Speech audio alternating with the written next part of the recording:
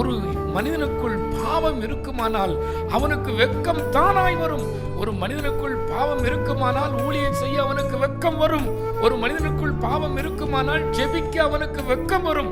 ஒரு மனிதனுக்குள் பாவம் இருக்குமானால் இயேசு கிறிஸ்துவை பிரசங்கித்து அவருடைய ராஜ்ய மகிமையை சொல்வதற்கு வெட்கம் வரும்.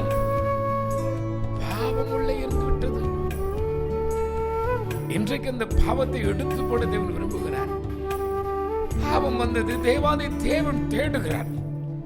என் மகளே, என் மகனே, நீ எங்கே இருக்கிறாய்? நான் உன்னோடு பேச வேண்டும், நான் வந்திருக்கிறேன் என்று பார்க்கிறான். ஆளைக்கான ஒளிஞ்சுக்கிட்டான்.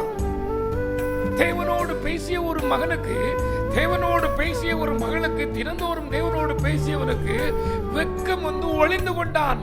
ஏனென்றால் இருதயத்துக்குள் பாவம் வந்து விட்டது, குற்ற உணர்வு வந்து விட்டது. ஒளிஞ்சுக்கிட்டான். என் ஆண்டவர் தேடுகிறார். எங்கே இருக்கிறாய், எங்கே இருக்கிறாய்? அவன் சொல்ல, நான் ஒளிஞ்சிருக்கிறேன், உடைய முகத்தை பார்க்க முடியல எனக்கு, நான் ஒளிஞ்சுக்கிட்டேன். நீயும் இன்றைக்கு ஏதோ ஒரு காரியத்தில் ஒளிந்து கொண்டாயோ சகோதரனே, சகோதரியே. தேவன் தந்த ஆசீர்வாதத்தை, தேவன் தந்த நன்மையை மறந்து தேவனோடு பேசுவதற்கு உனக்கு மனம் இல்லாமல் நீ ஒளிந்து கொண்டாயோ. உனக்குள் பாவம் இருக்கிறது.